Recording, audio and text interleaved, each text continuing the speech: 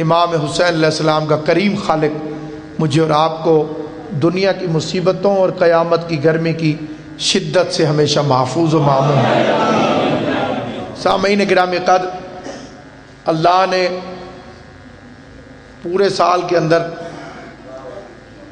اس مہینے کو سید الشہور قرار دیا۔ ایک ایسا مہینہ ہے کہ جس کے نام کے ساتھ سید کا لفظ لگتا ہے۔ غور فرمائیں، سید الشہور، شہور جو ہے وہ شہر کی جمع ہے، اور شہر عربی زبان میں مہینے کو کہتے ہیں۔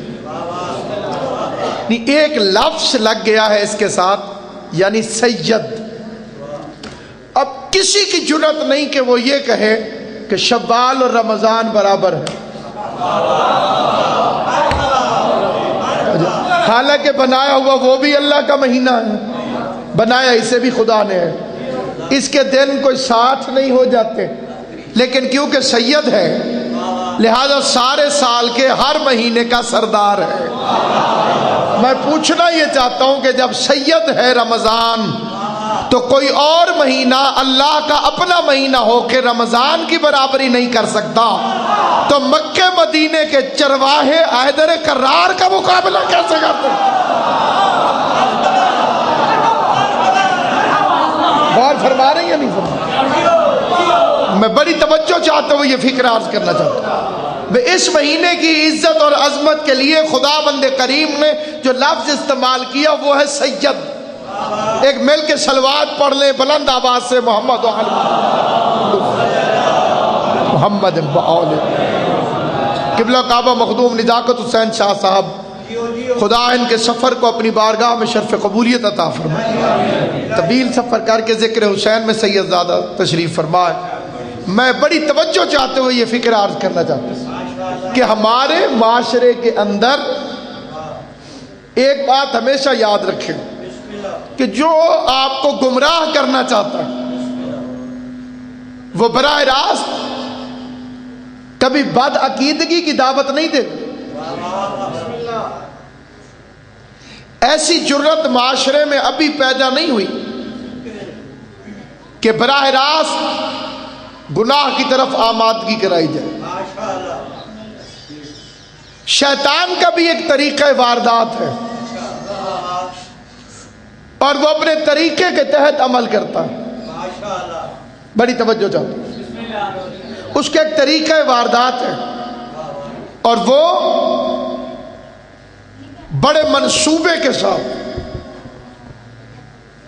اپنے ایجنڈے پر عمل کرتا ہے۔ مثلا اس نے دیکھا کہ مذہب شیعہ میں کس طرح سے دراڑیں ڈالی جائیں، انہیں مضبوط کرنے والی چیز کون سی ہے، ان کی قوت کیا ہے، ان کی طاقت کیا ہے۔ تو متفقہ طور پر اس کو یہ معلوم ہوا کہ ان کی طاقت کا نام ہے عقیدہ۔ یہ چھوٹے بچے ذرا بات میری سمجھ لیں، ان کی طاقت کا نام ہے عقیدہ۔ انہوں نے کہا اب اسے عقیدے میں کیسے کمزور کریں۔ مذہب شیعہ کے افراد کو، اہل بیت کے ماننے والوں کو، غلامان حیدر کرار کو،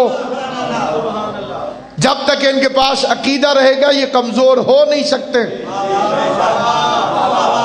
اب انہیں عقیدے میں کیسے کمزور کیا جائے، اور عقیدے کی اصل بنیادیں تین ہیں۔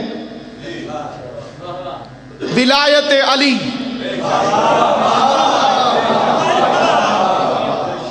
میرے مولا کی ولایت، دوسرے مقام پر عزاداری حسین۔ غور فرما رہے ہیں، جو دوسرا عقیدہ ہے وہ ہے عزاداری حسین، اور تیسرے عقیدے کی بنیاد ہے عظمت سادات۔ بے شک زبان سے نہ بولے لیکن توجہ ضرور کریں، وہ کیا چیز ہے؟ عظمت سادات، سادات کرام کی عظمت۔ اسی کی بنیاد پر ہے مذہب شیعہ. اگر عظمت سادات نہیں تو پھر مذہب شیعہ کی اصل نہیں. ہماری ابتدا، ہماری آغاز، ہمارا دنیا کو دین کی طرف بلانا، ہمارا دین کے اندر لوگوں کو مذہب شیعہ کی طرف دعوت دینا، پہلی بنیاد یہی ہے کہ علی کے مقابلے پر کسے لے کر آ رہے ہیں؟ علی سید ہے، سید السادات ہے، جانشین پیغمبر ہے. ان کا کسی طریقے سے ان کے عقیدے کو کمزور کریں. عقیدے کی کمزوری کہاں سے شروع ہوتی ہے؟ اس کا طریقہ کار انہوں نے یہ اپنایا کہ پہلے عوام کے اندر یہ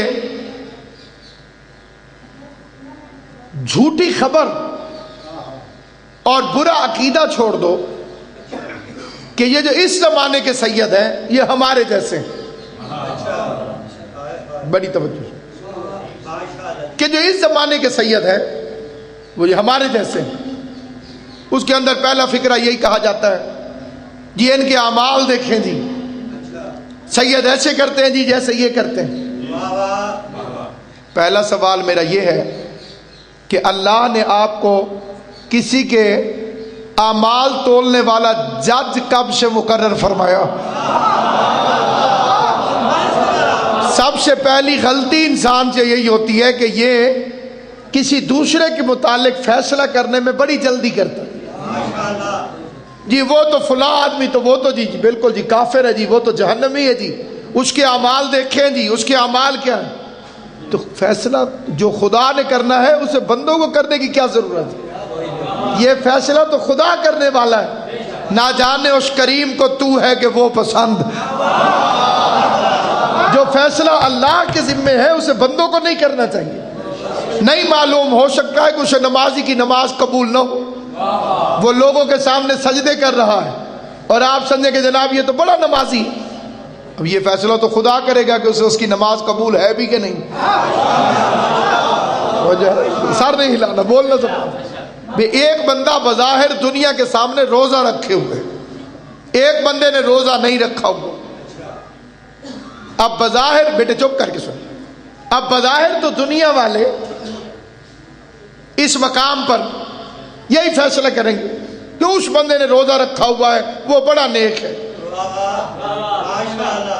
اور مولا فرماتے ہیں کہ عقل مند کی افطاری بے وقوف کے روزے سے افضل ہے.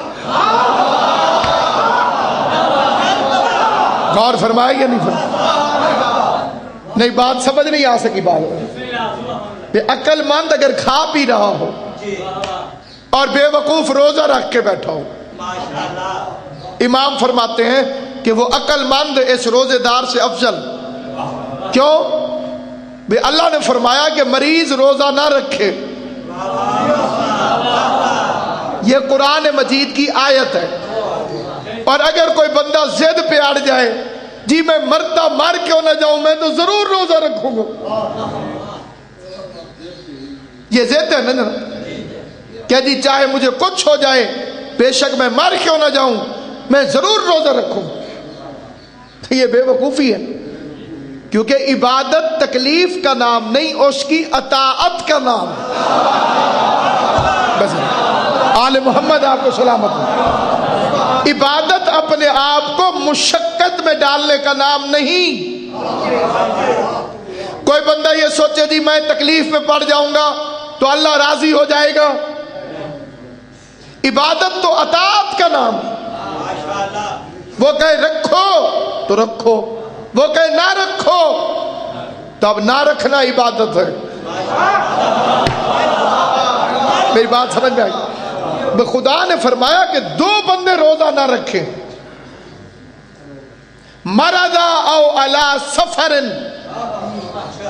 ایک وہ کہ جو مریض ہو، اسے روزے کی وجہ سے تکلیف ہوتی ہے، نہ رکھے. ایک وہ کہ جو مسافر ہو. اب اس میں بندے بڑے بڑے فتوے بذات خود داغتے ہیں